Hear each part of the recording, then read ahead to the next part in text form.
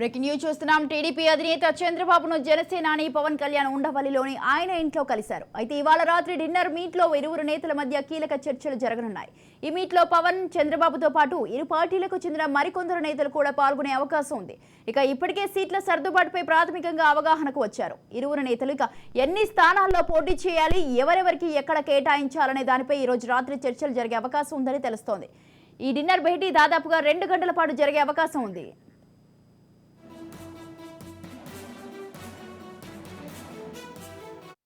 ఆదివారం ఉదయం 8 గంటలకు రాజధాని అమరావతిలోని మండలంలో భోగి మంటల వేడుకలో చంద్రబాబు, పవన్ కళ్యాణ్ పాల్గొననున్నారు. ఈ వేడుకలో ప్రభుత్వం ఇప్పటి వరకు విడుదల చేసిన ప్రజా వ్యతిరేక జీవోలను భోగి మంటల్లో దగ్ధం చేయనున్నారు నేతలు.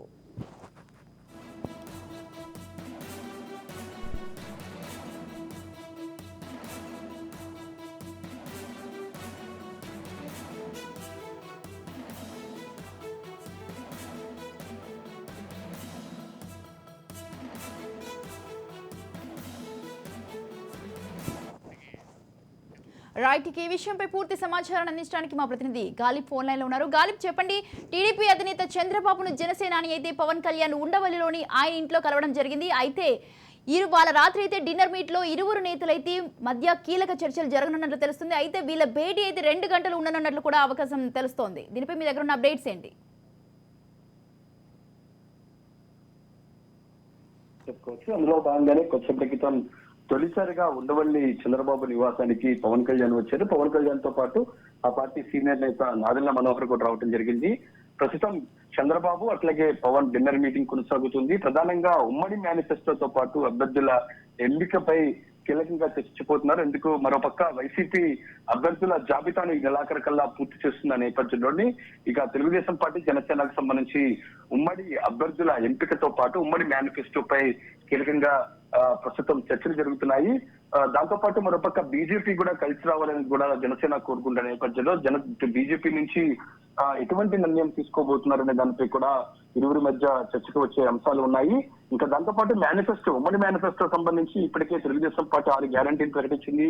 వైసీపీ, జనసేన కూడా కొన్ని అంశాలను కూడా ఈ మేనిఫెస్టో ఎటువంటి ఉండాలనే దానిపై కూడా తమ అభిప్రాయాలను కూడా తెలియజేసిన నేపథ్యంలోని ఈ ఉమ్మడి మేనిఫెస్టో ప్రకటన త్వరలోనే ఉండే అవకాశాలు కనపడుతున్నాయి. అది ఎక్కడ నిర్వహించాలి, ఏదైతే ఉందో భారీ బహిరంగ సభ ఏర్పాటు చేసి ఉమ్మడి మేనిఫెస్టో ప్రకటన చేయాలి అనేది మాత్రం తెలుగుదేశం పార్టీ, జనసేన భావిస్తున్నాయి. ఈ నేపథ్యంలోని ఆయా భారీ బహిరంగ సభ ఎక్కడ ఏర్పాటు చేయాలనే దానితో కూడా ఇరువురు నేతలు చర్చించబోతున్నారు.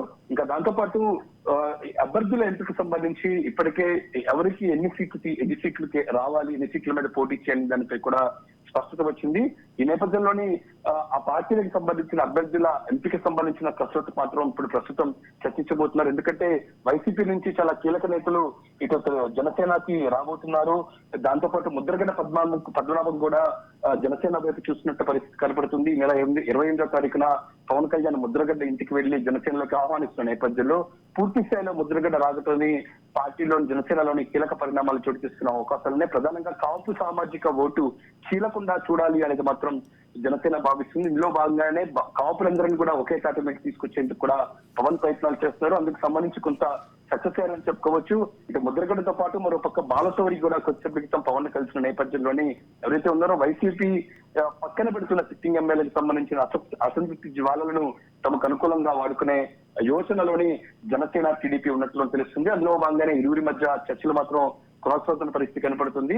రేపు ఉదయం 7 గంటలకు తుళ్లూరు మండలంలోని జనసేన అధినేత పవన్ కళ్యాణ్ భోగి మంటల్లో పాల్గొబోతున్నారు. ఈ భోగి మంటల్లో వైసీపీ తీసుకున్న ప్రజా వ్యతిరేక విధానాలకు సంబంధించిన పత్రాలను, ఉత్తర్వులను నేరుగా భోగి మంటల్లోని కాల్చి నిరసన వ్యక్తం చేస్తున్నారు. ఇది భారీగా ఏర్పాటు చేసేది. ఎందుకంటే జనసేన అధినేత పవన్ అట్లాగే చంద్రబాబు కలిసి పాల్గొంటున్న మొదటి కార్యక్రమం కావడంతో సక్సెస్ చేసే యోచనలో ఉన్నట్టు తెలుస్తుంది.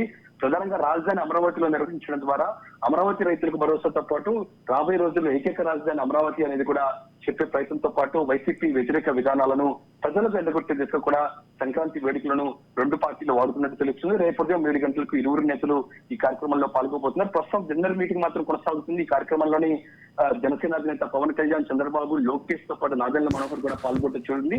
ప్రస్తుతం ఈ రోజు రాత్రికి మేనిఫెస్టోతో పాటు పార్టీకి ఇరువురు కలిసి ఏవే సభలు ఏర్పాటు చేయాలి, ప్రజల్లోకి ఈ విధంగా వెళ్ళాలి దానికి కూడా ఒక భవిష్యత్ కార్యాచరణ, దాంతో పాటు ఈ సీట్లకు సంబంధించిన కసరత్తు లాంటి కీలక అంశాలు మాత్రం ప్రస్తుతం ఇరువురు నేతలు చర్చిస్తూ ఉన్నారు. Right, thank you Ghalib, thanks for the details.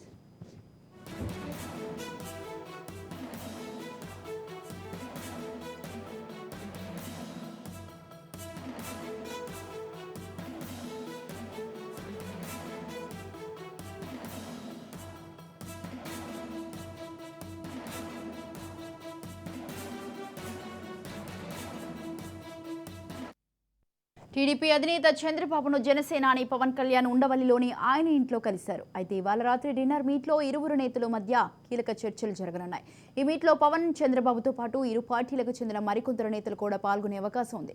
ఇప్పటికే సీట్ల సర్దుబాటుపై ప్రాథమికంగా అవగాహనకు వచ్చారు ఇరువురు నేతలు.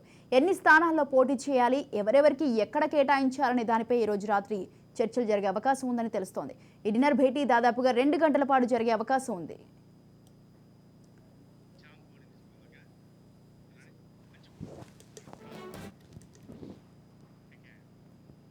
రైట్, ఈ విషయంపై పూర్తి సమాచారం అందించడానికి మా ప్రతినిధి శ్యామ్ ఫోన్ లైన్లో ఉన్నారు. శ్యామ్, చెప్పండి, ఈరోజు టీడీపీ అధినేత చంద్రబాబును అయితే జనసేనాని పవన్ కళ్యాణ్ ఉండవల్లిలోని ఆయన ఇంట్లో కలవడం జరిగింది. దీనికి సంబంధించి మీ దగ్గర ఉన్న తాజా అప్డేట్స్ ఏంటి?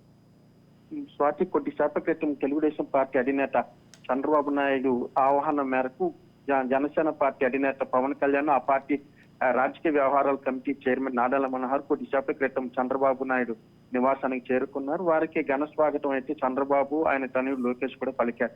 ప్రధానంగా ఈ భేటీ చూస్తున్నట్లయితే ఎన్నికలకు మరో 2-3 నెలల గడువు మాత్రమే ఉండటంతో ఈ రెండు పార్టీలు ఉమ్మడిగా కలిసి ముందుకెళ్లాలని ఇప్పటికీ నిర్ణయించారు. అనేక చోట్ల కలిసి కూడా ఆ సమావేశాలు కూడా ఏర్పాటు చేశారు. ఈ నేపథ్యంలో ఉమ్మడి మేనిఫెస్టో అనేది ఇద్దరు కలిపి రూపొందించాలనేది ఇద్దరు అనుకున్నారు. అదే విధంగా ఎక్కడెక్కడ ఏ పార్టీ పోటీ చేయాలనే దానిపైన కూడా ప్రధానంగా ఈ సమావేశంలో చర్చించనున్నారు. అయితే ఈ రోజు చూసుకున్నట్లయితే కాపు ఉద్యమ నేత హరిరామ జగ్గ కొన్ని వ్యాఖ్యలు అయితే చేశారు. తాము ముఖ్యమంత్రిగా 2.5 సంవత్సరాల పాటు తాము కూడా పవన్ కళ్యాణ్ అడగాలంటూ కూడా ఆయన ప్రపోజల్ పెట్టారు. అదే విధంగా 40 నుంచి 60 స్థానాల వరకు జనసేన పార్టీ డిమాండ్ చేసే అవకాశం కూడా ఉన్నందుకు కూడా హరిరామ జోగే కొద్దిసేపు వ్యాఖ్యలు చేసిన నేపథ్యంలో ఈ సమావేశానికి కూడా కొంత ప్రాధాన్యత కూడా సంతరించుకుంది.